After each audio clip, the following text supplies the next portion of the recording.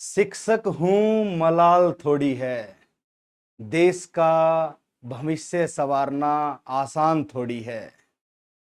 एक शिक्षक ही फिक्रमंद होता है उसकी बुलंदी का, ये किसी को ख्याल थोड़ी है। मजा तो तब है जब मिट्टी के टुकड़ों को रोशन कर दो। अपनी जात चमकाना कमाल थोड़ी है। मिटाना पड़ता है खुद को देश की तरक्की के लिए, ये मामूली काम थोड़ी है।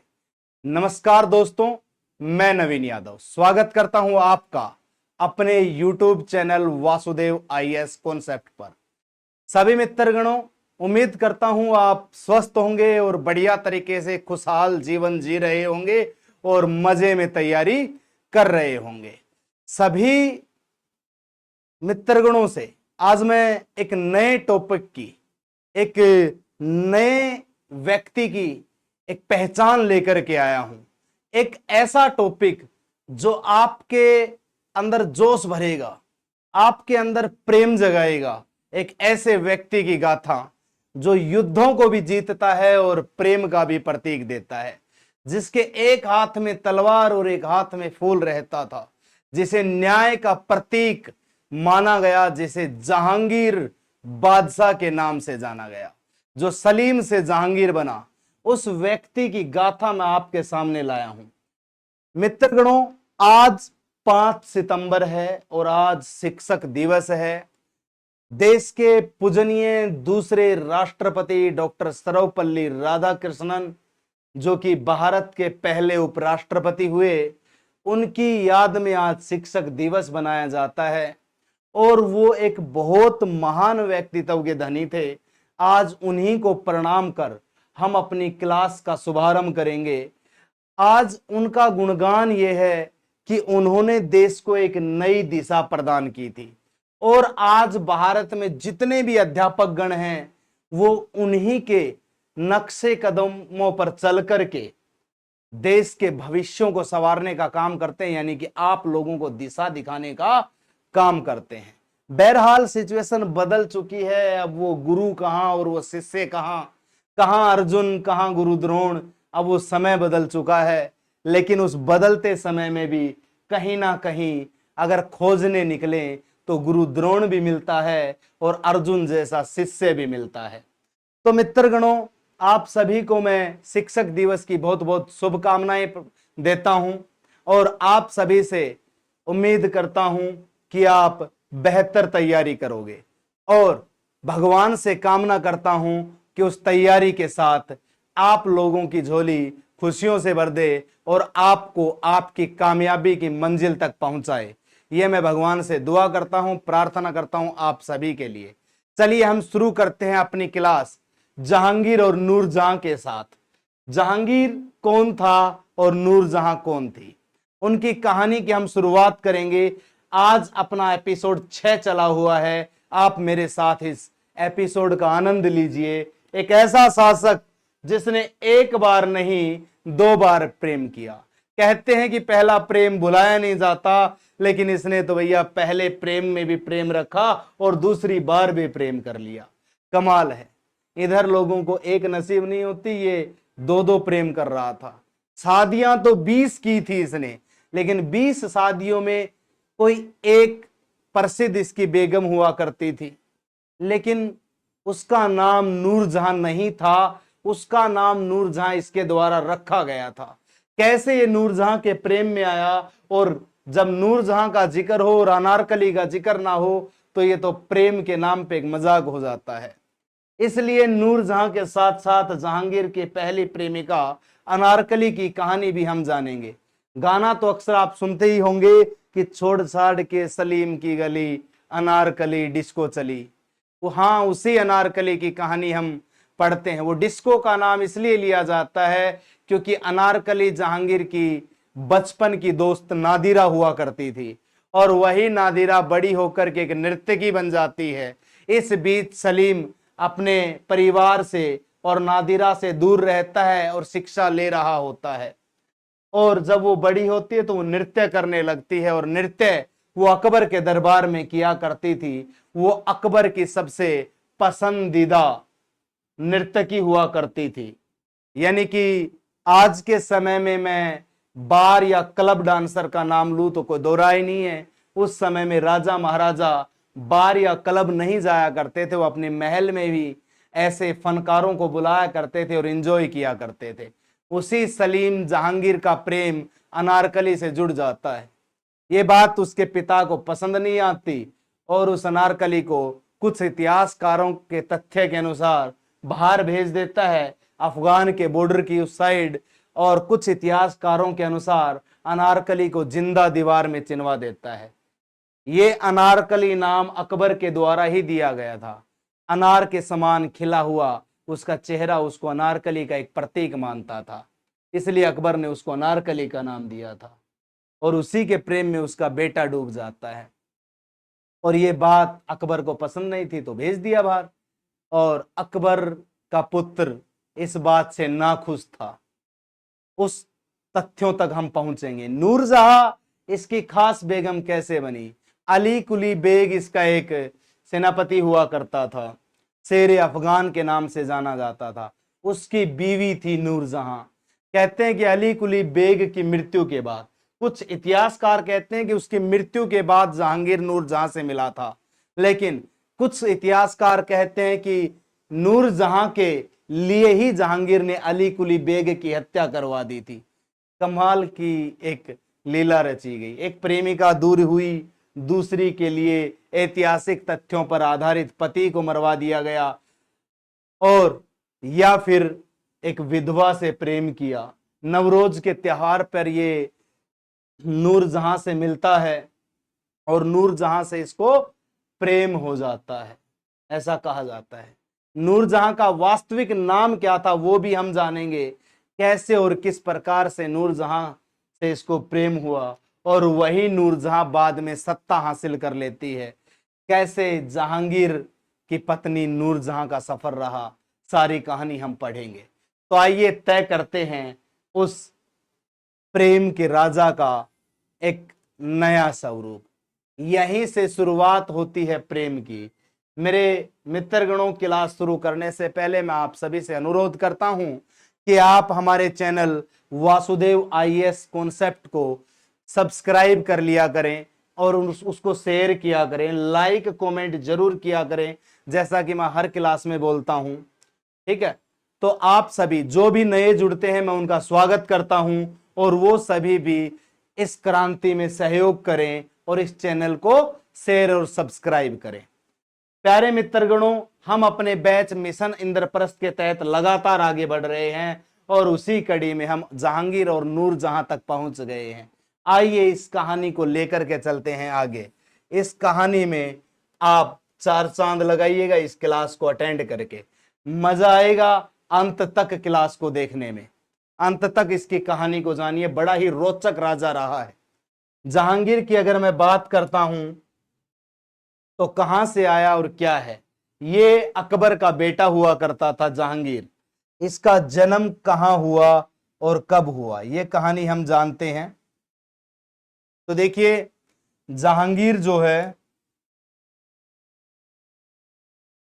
इसका जन्म 30 अगस्त 1569 को, 30 अगस्त 1569 को फतेहपुर सीकरी आगरा में पड़ता है, वहां हुआ था।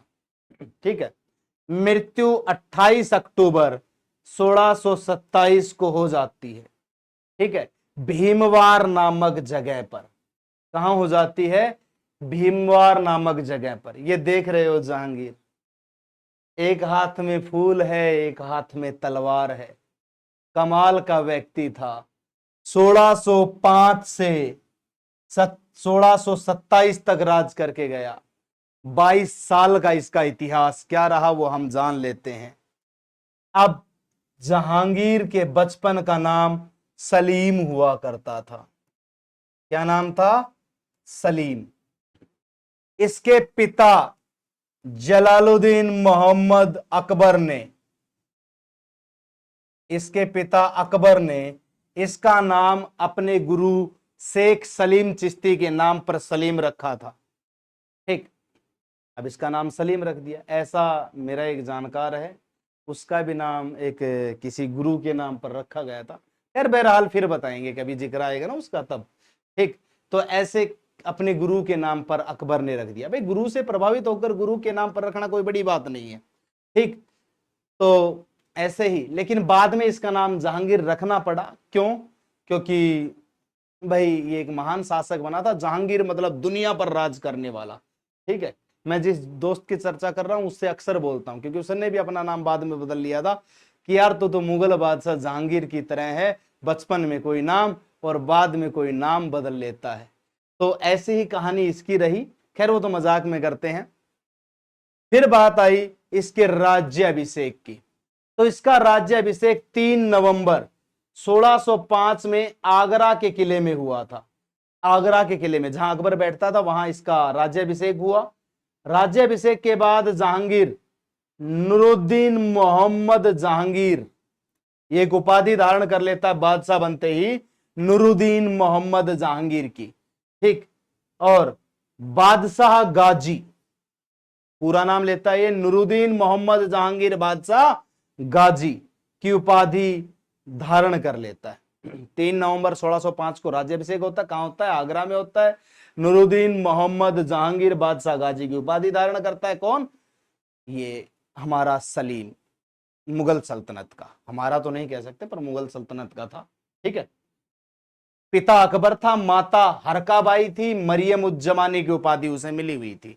ठीक, उसके बाद आगे चलता है तो आगे इसकी कड़ी में क्या क्या रहता है। फिर ये एजुकेट भी होगा। भाई पढ़ेगा लिखेगा भी, सीधी सी बात है, बिना पढ़े लिखे काम चलेगा नहीं। तो सलीम का मुख्य शिक्षक अब्दुल रहीम खाने खाना था, जो अकबर की पत्नी सलीमा का बेटा था, यानी कि एक प्रकार से स्टेपसन था अकबर का। ठीक, ये बैरम खां का बेटा था, वैसे बता देता हूं। इससे जहांगीर ने अरबी और फारसी विज्ञान की शिक्षा ग्रहण की। इससे जहांगीर अरबी फारसी और विज्ञान की शिक्षा ग्रहण कर लेता है। जहांगीर अरबी फारसी भाषा का अच्छा विद्वान हो जाता है, उसको अच्छी नॉलेज हो जाती है अरबी और फारसी की। अब इतनी ज्यादा नॉलेज के बाद वो आगे बढ़ता है, और इतनी नॉलेज लेने के बाद जहांगीर जो है वो विवाह लायक हो जाता है, विवाह के योग्य हो जाता है। अब उसकी माता और उसके पिता को फिक्र होता है। माता का बहुत लाडला था जहांगीर, पिता से थोड़ा खुन्नस खाता था, क्योंकि पिता उसको बचपन में भेज देता है ना, लेकिन पिता भेजता तो सिखाने के लिए, और भाई हर पिता अपने पुत्र का अच्छा भविष्य चाहता है। ये डांस कर रहा होता है उधर नादिरा के साथ। ठीक, तो बोलता है कि बेवकूफ इंसान, तुझे तलवारबाजी चलानी चाहिए, इधर घुंघरू पहन के नाच रहा है। तो इसको थोड़ा डांट फटकार के भेज देता है बाहर। रहीम खाने खाना इसको शिक्षा देता है, मजबूत युद्ध नीति बताता है, तब जाकर के ये सीखता है। बस थोड़ा उसी चीज से ये नफरत करता था कि मेरे पिता ने मेरे दोस्तों से दूर कर दिया, लेकिन हर पिता अपने बच्चे का उच्च भविष्य चाहता है। ठीक है, अब जहांगीर का विवाह यानी कि मैरिज ऑफ जहांगीर किस किस से हुआ? अब इसके वैसे तो कितने विवाह हुए थे? 20 शादियां हुई थी। अब भाई एक ना दो नहीं, 20 शादियां की थी इसने। ठीक, जहांगीर का पहला विवाह आमेर के राजा भगवान दास, जो कि जोधा या हरकाबाई का भाई था, उसकी बेटी मानबाई यानी कि मानसिंह की बहन से हुआ था। मामा की बेटी से विवाह होना इधर इनके समाज में कोई बड़ी बात नहीं थी, कर सकते थे।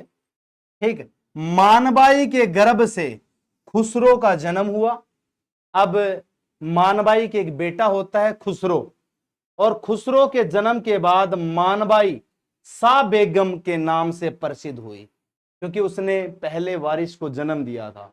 लेकिन ये खुसरो नालायक निकला, इसने अपने बाप के खिलाफ ही विद्रोह छेड़ दिया, उसका भी जिक्र करेंगे। और बाप के खिलाफ विद्रोह छेड़ करके सिखों के 5वें गुरु अर्जुन देव राय के पास पहुंच गया, और जहांगीर को यह बात पसंद नहीं आई। उसने अर्जुन देव राय से कहा कि जुर्माना दीजिए, आपने एक शाही व्यक्ति को, शाही दुश्मन को छिपाया है।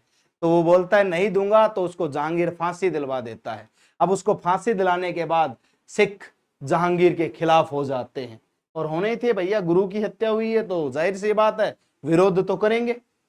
सलीम का दूसरा विवाह मारवाड़ के शासक उदय सिंह की पुत्री जोधाबाई से हुआ। अब संकोच मत करना कि जोधाबाई इसकी माता भी थी और इसकी पत्नी भी थी। माता आमेर के राजा बहारमल की बेटी थी और पत्नी मेवाड़ के शासक उदय सिंह की बेटी थी। ठीक है, माता को हरकाबाई कहा गया है, पत्नी को जोधाबाई कहा गया। बस यही नाम का कंफ्यूजन होता था जो मैं आज दूर कर देता हूं। माता हरकाबाई थी और पत्नी जोधाबाई। तो जोधा अकबर करते ना, वो नहीं, वो हरका अकबर है। ठीक, इसके जोधाबाई के गर्भ से खुर्रम, जिसे शाहजहां के नाम से जाना गया, का जन्म हुआ। यानी कि जोधाबाई का बेटा शाहजहां जो है वो राजा बनेगा आगे। ठीक, खुसरो क्यों नहीं बना? क्योंकि नालायक निकल गया था, बताऊंगा उसकी कहानी भी। खुर्रम शाहजहां के बचपन का नाम होता है। फिर उसके बाद आगे चलते हैं तो इसका तीसरा विवाह, भाई विवाह पे विवाह किए जा रहा है। ठीक, अब सोचिए, पहले पहले कुछ साल तो इसने शादी में गुजार दिए क्योंकि मंडप से उठा ही नहीं गया होगा बेचारे से। ठीक है, अब जहांगीर का तीसरा विवाह साहिब ए जमाल से हुआ। लड़की का ही नाम साहिबा ए जमाल है। ठीक है, तभी सोच लो किसी पुरुष से विवाह कर दिया। ठीक, जिसकी गर्भ से परवेज नाम का बेटा हुआ। अब विवाहों से भी इसका मन नहीं भरा, 3 पुत्र इसने पैदा कर लिए तब भी मन नहीं भरा, तो एक दासी से इसके संबंध बन जाते हैं और जहांगीर के चौथे बेटे शहरयार का जन्म एक दासी से हुआ था। इसकी पर्सनल अगर मैं कहूं दासी थी कोई और उससे ये संबंध बना लेता है, उससे एक बेटा होता है शहरयार। ठीक, शहरयार की भी कहानी बताऊंगा। नूरजहां ने अपनी बेटी लाडली बेगम का विवाह किया था शहरयार से, बट वो राजा बन नहीं पाया था, राजा जहांगीर बना। जहांगीर ने, अब कहानी आई है, सुनिएगा, नाम आएगा। जहांगीर ने शेर खां की विधवा पत्नी मेहरुनिसा, ये वही मेहरुनिसा है जो नूरजहां कहलाएगी, से विवाह किया, जिससे बाद में नूरजहां को उपाधि प्रदान की थी। अब उसको नूरजहां की उपाधि, नूरजहां यानी कि सारे जग को रोशन करने वाली। बहरहाल ये तो इसी के महल को रोशन कर रही थी। इसको नूर महल के नाम से पहले जाना गया था, बाद में नूरजहां कहा गया था। नूरजहां की पहले से ही एक बेटी थी जिसका नाम लाडली बेगम था, जिसका जिक्र मैंने किया, शादी शहरयार से होगी, जो नूरजहां के पहले पति से हुई पुत्री थी। इसके पहले पति की बेटी थी लाडली बेगम। बाद में सलीम से इसका, जहांगीर से इसका विवाह हो जाता है। उसके बाद जहांगीर जब गद्दी पे बैठता है तो 12 अध्यादेश, ऑर्डिनेंस ऑफ जहांगीर, 12 ऑर्डिनेंस पारित कर देता है। और वो 12 ऑर्डिनेंस क्या रहेंगे तो सुनिएगा। पहला, छोटे छोटे अनेक करों की समाप्ति, जितने भी छोटे छोटे कर थे समाप्त कर देता है। सड़कों पर चोरी डकैती रोकने से संबंधित नियम, जितने भी सड़कों पर लुटेरे हैं उन पर सख्ती की जाए। दूसरों के घरों पर अधिकार करने व अंग भंग को निषेध कर दिया गया, कि दूसरों के घरों को जबरदस्ती कब्जा करके उनको हाथ पैर काट देना, उसको बंद कर दिया इसने। ठीक, मादक पदार्थों पर रोक लगा दी। खुद एक नंबर शराबी था लेकिन मादक पदार्थों को बंद कर दिया इसने। भाई मैं पीऊंगा, कोई और नहीं पिएगा, ये एक नीति होगी इसकी, पर बंद कर दिया था इसने मादक पदार्थों को, ऐसा मैं कह सकता हूं। ठीक, उसके बाद 5वें नंबर पे अस्पतालों का निर्माण करवाया, अस्पताल भी बनवाए और डॉक्टरों को भी नौकरी दी। मृत्यु के बाद उत्तराधिकारी संबंधी नियम बनाए कि जिसके पिता की मृत्यु होती है उसका बेटा राजा उस घर का मालिक हो जाएगा। बृहस्पतिवार व रविवार के दिन पशु वध पर रोक लगा दी, कि भैया बृहस्पतिवार और संडे को, इतवार को, बृहस्पतिवार और रविवार को कोई भी पशु नहीं मारेगा। वैसे तो भैया जीव हत्या कभी नहीं करनी चाहिए, मैं इस चीज का समर्थन कभी नहीं करूंगा, लेकिन अपनी जीभ के स्वाद के लिए लोग ये बोल देते हैं कि मैं ताकतवर हो जाऊंगा और एनर्जी आ जाएगी, प्रोटीन मिल जाएगा, तो वो जीव हत्या करते हैं, बट ऐसा नहीं होना चाहिए।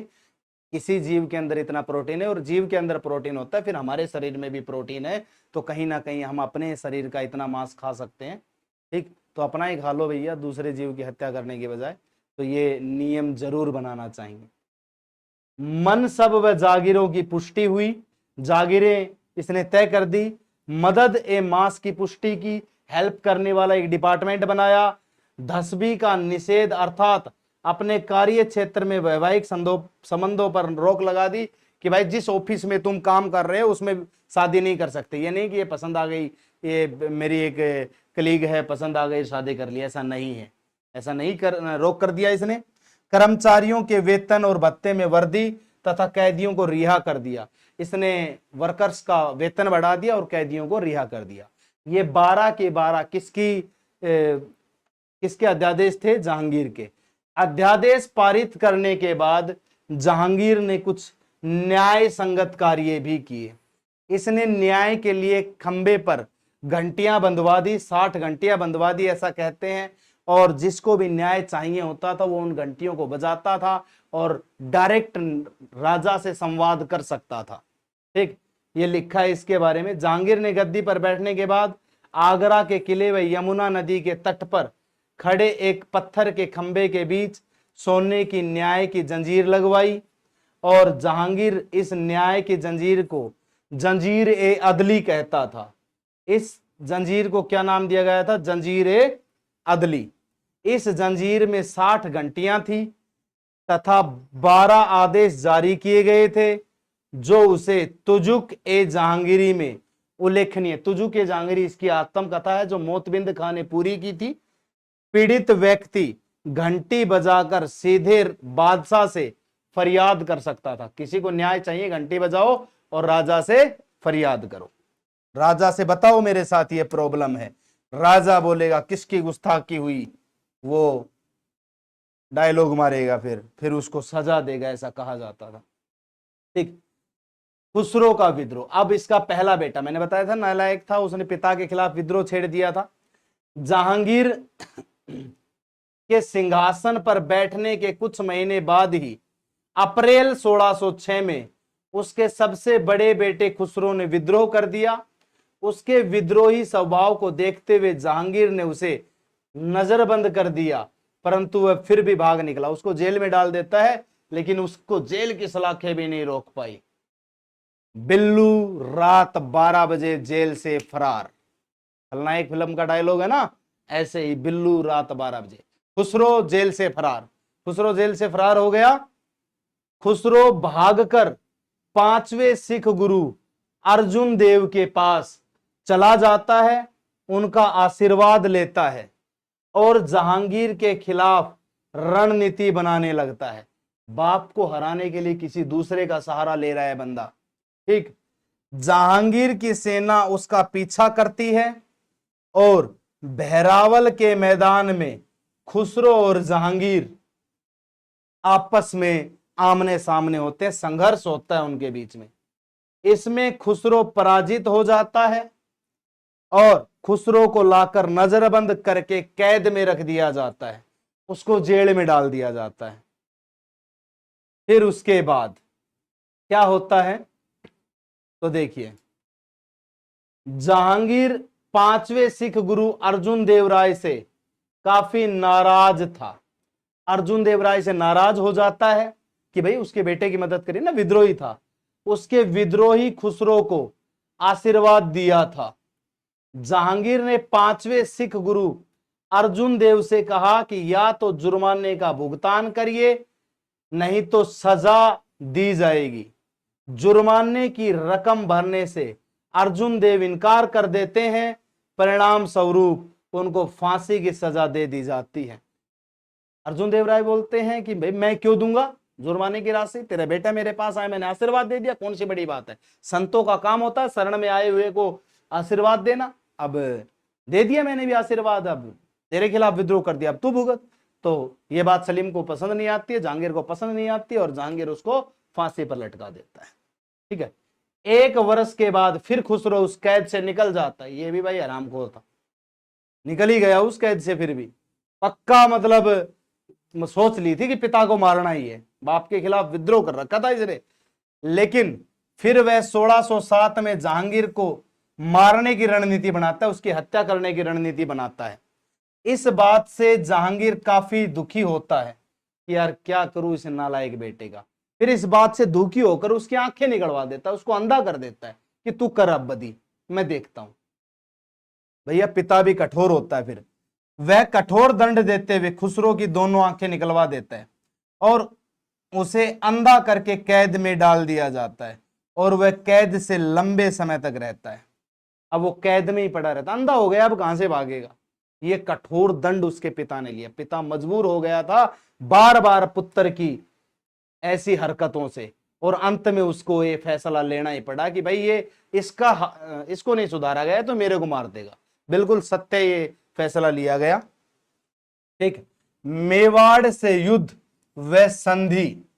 अब मेवाड़ से युद्ध और संधि जो इसके पिता अकबर करना चाहता था, जो नहीं कर पाया, उसी अकबर के साम्राज्यवादी विस्तार को देखते हुए ये उन्हीं नक्शे कदम पर चलता है और मेवाड़ में संधि के लिए अपने बेटे को भेजता है। 1608 में जहांगीर अपने दूसरे पुत्र, पहला तो नालायक निकल गया, उसके खिलाफ विद्रोह कर रहा, दूसरा बेटा परवेज को मेवाड़ के शासक अमर सिंह को पराजित करने के लिए भेजता है। परवेज की सहायता के लिए महाबत खां को भेजा गया। अमर सिंह ने अपने राज्य की रक्षा की। अब परवेज को वापस बुला लिया गया। अमर सिंह को परवेज पराजित नहीं कर पाया। जहांगीर बोलता तू वापस आ जा, कुछ नहीं कर सकता। ठीक, बाद में 1614 में एक समय आता है, जहांगीर गुस्से में अपने पुत्र शाहजहां यानी कि खुर्रम को विजय के लिए भेज देता है। अब जहांगीर को गुस्सा आता है और वो अपने बेटे शाहजहां यानी कि खुर्रम को युद्ध के लिए भेज देता है। अब देखते हैं वो कामयाब होता है नहीं। अब शाहजहां कामयाब होता है या नहीं, हमें वो देखना है। तो खुर्रम ने वहां जाकर बहुत कत्लेआम मचाया, नरसंहार कर दिया, जेनोसाइड मचा दिया, वहां पर फसलें नष्ट कर दी, किसानों को बहुत प्रताड़ित किया। अब किसानों को भी अत्याचार झेलना पड़ रहा था। परिणाम स्वरूप अमर सिंह को ऐसा एहसास हुआ कि अब उनके पास कोई रास्ता नहीं है, संधि कर लेनी चाहिए। संधि कर लेगा। अंततः अमर सिंह ने खुर्रम के सामने संधि का प्रस्ताव रखा। अमर सिंह बोला कि लड़ाई बंद करो, संधि करो, छोड़ो बात, छोड़ो, संधि करेंगे। शाहजहां ने भी यह संधि का प्रस्ताव 1615 में स्वीकार कर लिया। उसने 1614 में गया था, एक साल तक आतंक किया और 1615 में संधि का प्रस्ताव स्वीकार कर लिया। अब संधि हो चुकी है। ठीक, अब संधि में कुछ शर्तें रखी गई। वो शर्तें क्या थी मैं आपको बताता हूं। संधि में कुछ शर्तें रखी गई और वो शर्तें इस प्रकार से थी।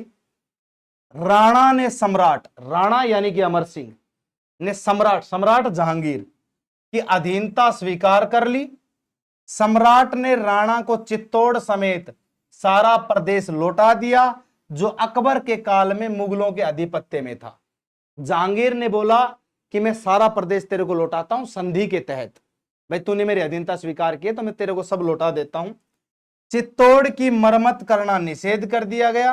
राणा ने कहा, अमर सिंह ने कहा कि भाई तुम कोई किलाबंदी नहीं करोगे किले के चारों तरफ। ठीक, राणा को सम्राट के दरबार में उपस्थित होने के लिए बाध्य नहीं किया जाएगा कि भाई ये नहीं जब मर्जी मुंह उठा के बोल दिया कि आजा राणा, दरबार में बुलाया है तुम्हें, मैं नहीं आऊंगा, ऐसे मेरे को बाध्य नहीं करोगे। ठीक, अन्य राजपूतों के समान राणा से वैवाहिक संबंध स्थापित करने के लिए बाध्य नहीं किया जाएगा। ये नहीं कि तुम आमेर के राजा भारमल की तरह बोल दो कि अपनी बहन या पुत्री या किसी और कन्या का विवाह हमसे करवाओ, ये नहीं कह सकते, इसलिए बाध्य नहीं करोगे, मैं मान्य नहीं करूंगा, मैं कोई मुगलों से वैवाहिक संबंध स्थापित नहीं करूंगा। यानी कि शर्तें नहीं थी, ये समझौता कर रहा था, दिमाग से खेल रहा था, ये पहले ही रख रहा था शर्तें कि भाई ये हैं, स्वीकार करो तो ठीक है, नहीं मैं युद्ध करने के लिए तैयार हूं, तलवार मेरे हाथ में ही है, बस मरना या मारना वाजिब, अगर ये शर्त मानते हो तो ठीक है। अब ये शर्तें मानी मुगलों ने और माननी पड़ी, क्या कर सकते थे, कोई और चारा नहीं था। फिर इन संधि के बाद, इस संधि के बाद वो आगे होता है दक्षिण विजय की ओर। पहला अकबर दक्षिण विजय में बढ़ता है और दूसरा जहांगीर बढ़ता है। अहमदनगर जो दक्षिण भारत का प्रमुख क्षेत्र था, अकबर ने जीत लिया था, लेकिन वहां एक वजीर था, उसने उस पर आधिपत्य कर लिया। वहां का वजीर बहुत ही ताकतवर और शक्तिशाली था, जिसका नाम मलिक अंबर था। मलिक अंबर के खिलाफ काफी शुरुआती अभियान मुगलों के द्वारा चलाए गए, परंतु मलिक अंबर ने हार नहीं मानी, बल्कि कई अवसर ऐसे आए जब उसने मुगलों को पराजित कर दिया। मलिक अंबर ने कई बार मुगलों को हराया, खुद हार नहीं मानी, लेकिन अंत में शाहजहां के नेतृत्व में एक सेना भेजी। लेकिन बाद में अहमदनगर में खुसरो के नेतृत्व में एक सेना भेजी जाती है, मलिक अंबर को पराजित कर देती है। इस प्रकार खुर्रम एक अच्छे शासक के रूप में उभर कर आता है। इस बात से खुश होकर जहांगीर ने खुर्रम को शाहजहां कहा। शाहजहां, शाह मतलब विजय और जहां मतलब जगत का विजेता, शाहजहां कहलाया। उत्तर भी तो जगत गोसाई का था, जोधा का था, तो जगत को जीतेगा ही, ये नाम इसको दिया गया अपने ही पिता के द्वारा, जहांगीर के द्वारा। फिर उसके तत्पश्चात अब किस्सा आता है जहांगीर की फेवरेट नूरजहां का। ये सामने तस्वीर देख रहे हो, एक ही सिंहासन पर बैठे हैं जहांगीर और नूरजहां। नजर से नजर मिलाई तो मजा आ गया। ये दोनों की नजरें टकराई, एक ही सिंहासन पर है। क्यों? क्योंकि सिंहासन पर कब्जा हुआ था नूरजहां का। बताऊंगा कैसे। नूरजहां का जन्म 1577 में हुआ। इसका प्रारंभिक नाम मेहरुनिसा था, मेहरुनिसा इसका नाम था। इसके पिता मिर्जा ग्यास बेग थे तथा माता का नाम असमत बेगम था। इसकी माता को गुलाब से इत्र बनाने की विधि आती थी। ठीक, ये बात, इसकी मां गुलाब से इत्र बना लेती थी। अब गुलाब से इत्र बना लेती थी तो आगे की कहानी देख लेते हैं। ठीक, मेहरुनिसा पहले से ही विवाहित थी, विधवा थी। जब उसका विवाह जहांगीर के साथ हुआ, उसका पहला विवाह 1594 में अली कुली बेग से हुआ। मुगलों के अधीन ही था और उसकी एक पुत्री थी जिसका नाम लाडली बेगम था। वो पहले से ही विवाहित थी। अली कुली बेग से 1594 में उसकी शादी हो रखी थी और उसकी एक बेटी लाडली बेगम थी। अली कुली बेग ने एक शेर की हत्या कर दी और इस कर्म से खुश होकर जहांगीर ने उसे शेर अफगान की उपाधि दी।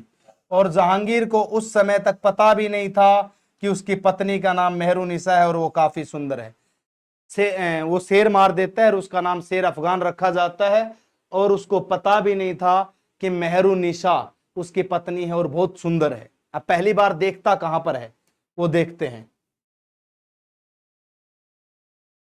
नवरोज के त्योहार पर मेहरुनिसा को देखता है भाई, और देखते ही उसको प्रेम हो जाता है और 1611 में विवाह कर लेता है।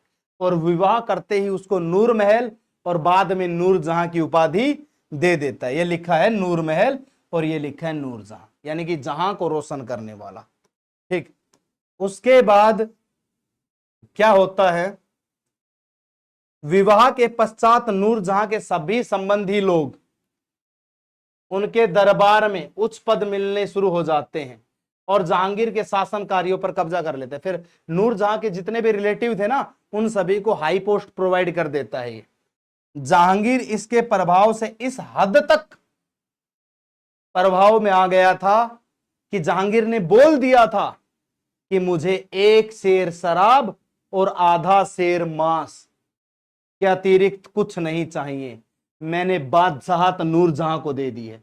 वैसे 1 सेर मांस और 1 सेर शराब में प्रसन्न हो जाऊंगा, मैंने बादशाह नूरजहां को सौंप दी है। ये बात बहुत नुकसानदायक थी। ठीक है, इसका नूरजहां का भाई होता है अशफाक खां। ठीक, नूरजहां और अशफाक खां के बीच विवाद होता है क्योंकि अशफाक खान ने अपनी बेटी अर्जुमंद बानो का विवाह शाहजहां से कर दिया था। वही अर्जुमंद बानो बाद में मुमताज महल जानी जाएगी, उसकी कहानी शाहजहां के कार्यकाल में पढ़ेंगे। और उसने नूरजहां ने अपनी बेटी लाडली बेगम का विवाह सहसायर से, शहरियार से करवा दिया था, जो दासी का पुत्र था। ठीक, अब शाहजहां को यह बात पसंद नहीं आई और उसने विद्रोह कर दिया। शाहजहां का विद्रोह हुआ। सबसे पहले जहांगीर ने पुत्र खुसरो ने शासक बनने के लिए विद्रोह किया। जहांगीर का पुत्र खुसरो शासक बनने के लिए विद्रोह करता है। बाद में खुर्रम ने भी शासक बनने के लिए विद्रोह किया। जहांगीर के खिलाफ 1623 में विद्रोह किया। किसने? खुर्रम ने, शाहजहां ने, और शासक बनने की इच्छा जाहिर की। उसने बोला कि पापा मैंने सब कुछ जितवाया है, मुझे राजा बनाओ। आसफ खां के भड़काने पे हुआ था। आसफ खां ने बोला कि बेटा बात है ऐसी, तू मेरा दामाद है, अगर तू राजा नहीं बना तो नुकसान हो जाएगा, तू राजा बन। और उसको भड़का दिया और खुर्रम ने विद्रोह कर दिया। खुर्रम के विद्रोह को महावत खां ने दबा दिया था, लेकिन बाद में यही महावत खां विद्रोह कर देगा। बाद में यही महावत खां विद्रोह करेगा, क्योंकि मुगलों का अस्तित्व डगमगा रहा था, लेकिन शाहजहां मजबूत कर लेगा उस पक्ष को। ठीक, महावत खां ने भी विद्रोह कर दिया। कब? 1626 में महावत खां ने विद्रोह हुआ। महावत खां का विद्रोह है। ठीक है। नूरजहां गुट का प्रभाव राजा पे ज्यादा है, ये देख करके। ठीक, बाद में जहांगीर की 1627 में मृत्यु होने के बाद शाहजहां शासक बन जाता है। 28 अक्टूबर 1627 को भीमवार नामक जगह पर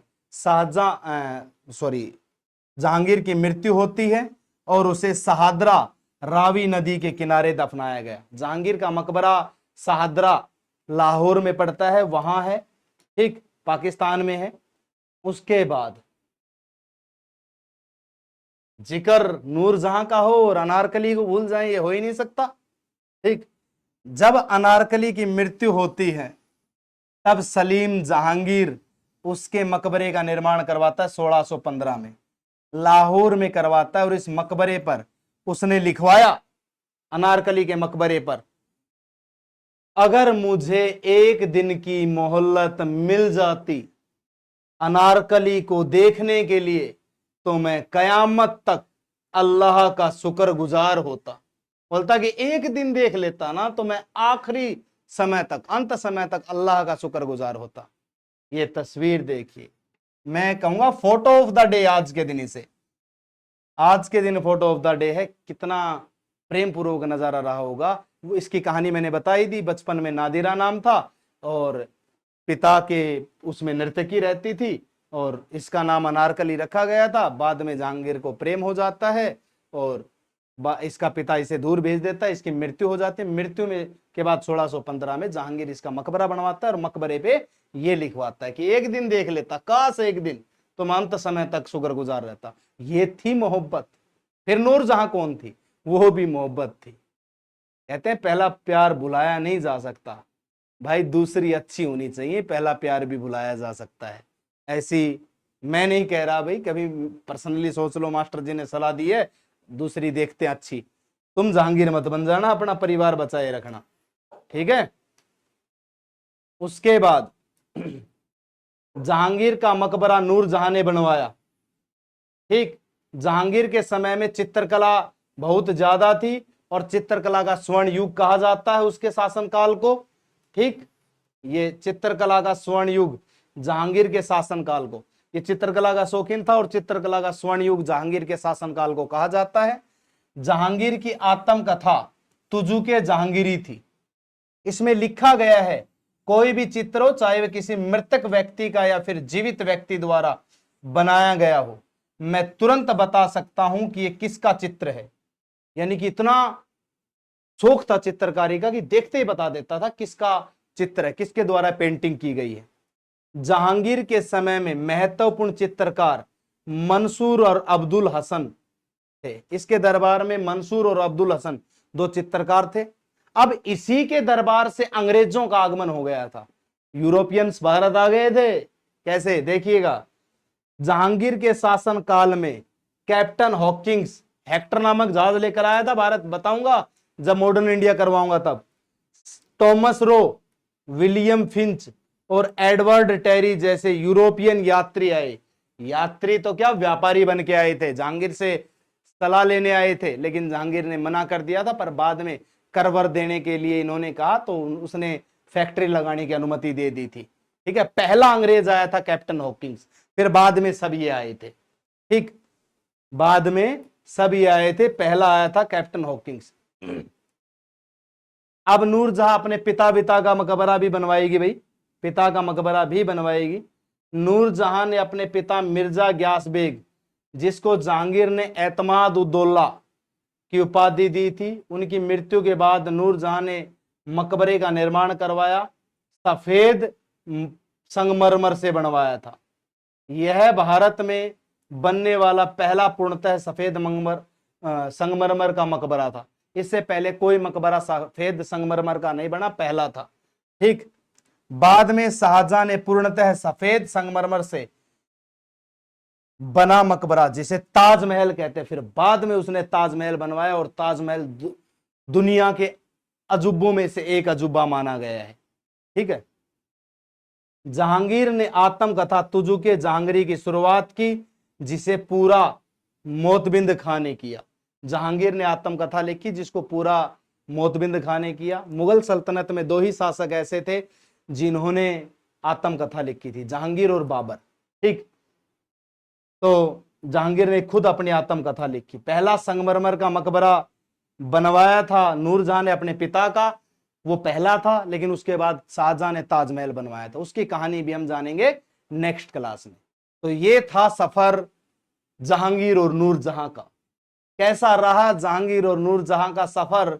अनारकली और नूरजहां की कहानी हमने जानी, जहांगीर के अभियान हमने जाने, उसके बेटों को उसके खिलाफ लड़ते हमने देखा और जाना, ये चीजें हमने सीखी। उम्मीद करता हूं आज की क्लास बेहतर तरीके से समझ में आई होगी और अच्छे से मजे से आपने क्लास का अनुसरण किया होगा और पढ़ा होगा। सभी से मैं आखिरी में यही रिक्वेस्ट करता हूं कि आप चैनल को सब्सक्राइब कर देना, लाइक शेयर करना ना भूलना, और कमेंट जरूर कर देना, ताकि और बढ़िया तरीके से और अच्छा कंटेंट आपके सामने लाया जा सके, ताकि आप हर चीज को बढ़िया तरीके से समझ सको। मैं आपसे यही रिक्वेस्ट करता हूं, और अपने दोस्तों तक भी चैनल शेयर किया करो, सब जगह तक पहुंचाया करो, ताकि ज्यादा से ज्यादा बच्चों तक पहुंच सके और ज्यादा से ज्यादा बच्चे इसका लुत्फ उठा सके। तो आज की क्लास को यहीं समाप्त करते हैं, आज की प्रेम कहानी को यहीं विराम देते हैं। लेके आएंगे अगली प्रेम कहानी को, जिस प्रेम कहानी में राजा सब कुछ लुटवा देगा, पुत्र परेशान हो जाएंगे कि पिता सब कुछ लुटा देगा तो हम क्या खाएंगे, और पुत्र पिता के जीवित ही पिता को जेल में डाल शासक बनेगा। लाएंगे उस शासक की कहानी भी, पर उससे पहले पिता की आशिकी और प्रेम की कहानी भी जानेंगे। पिता शाहजहां और पुत्र औरंगजेब कहानी लेकर के आऊंगा अगली क्लास में। तो आज के लिए इतना ही रहेगा। जय हिंद, जय भारत, थैंक यू।